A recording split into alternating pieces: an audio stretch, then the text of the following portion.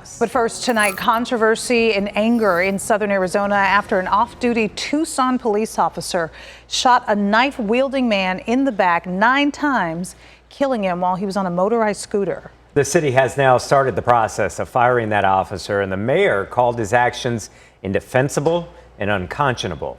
But now the police union is speaking out, raising questions about that shooting and pushing back against Mayor Regina Romero. So reporter David Caltabiano joins us live with more. Hey Javier, the Tucson Police Union's attorney says the mayor is making inflammatory comments and tainting the legal process for officer-involved shooting investigations. The mayor tonight had her own words saying police unions are not the arbiter of truth and that the video speaks for itself. Just shoplifted. Knife in front of me, pulled a knife on me. This video shows off-duty Tucson police officer Ryan Remington following a man in a motorized scooter who allegedly stole a toolbox from a nearby Walmart. The store employee and the officer asked Richard Lee Richards for a receipt. Instead, Richards allegedly pulled a knife. Go to the store, sir. The situation turned deadly when Richards tried entering a Lowe's, with Officer Remington firing 9 shots into Richards' back, killing him. This is a guy who's level-headed and did not want to be in this situation, trust me, when he woke up that morning, you know? So any of those Walmart employees will have nothing but great things to say about him. Mike Story is the attorney for the Tucson Police Officer Association. He says the full video was not shared with the public and key accounts of that night were also not released. And this individual, what you don't know, was saying things that would indicate suicide by cop. He literally was saying things like, this is not going to end well.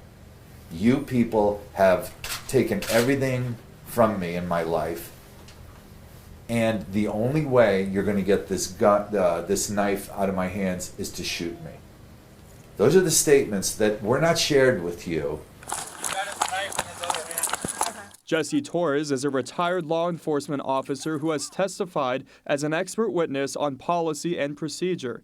He says Remington could have tried to stop the wheelchair with an object or use his taser or baton. Torres doesn't believe the gun should have ever been drawn. If he felt in fear for his life, it was initially when the gentleman supposedly pulled out a knife and threatened him with it. But that, you cannot walk several hundred yards and say, I'm still in fear for my life. However, Story says there are reports that Richards was not bound to the motorized scooter and could have been using it for convenience instead. How many times have we been in Costco? We see people scooting around and we know they can walk. So how does he know this guy can't jump out of this scooter and all of a sudden charge somebody with this knife? The process to fire Remington could be completed as soon as next week. The union's attorney says they will appeal if that happens. Meanwhile, Mayor Romero is urging the city to be calm and patient as the investigation continues. Yetta. David, thank you.